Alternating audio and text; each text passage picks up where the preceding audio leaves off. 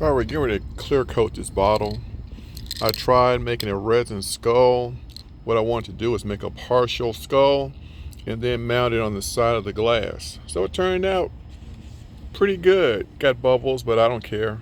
Uh, Went around it with some beads and some super glue, actually hot glue, and it's got some holes and things in it, but I think that adds character to it, like it was actually chiseled out of the glass. So what we're gonna do now is clear coat it. I got some beads and crap in there, and we're gonna clear coat it, and then we'll put the LED lights in it, and then it'll be ready for Kim to receive. So she's leaving Friday. Today is Tuesday.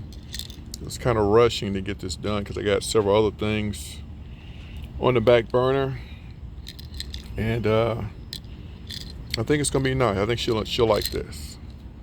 So next, I'm gonna try some mica powder in the mold and let that blend with the resin, give it some color. Like it's kind of like a crystal skull now, don't it? So anyway, I'm gonna spray this, and I'll check with you later. Bye.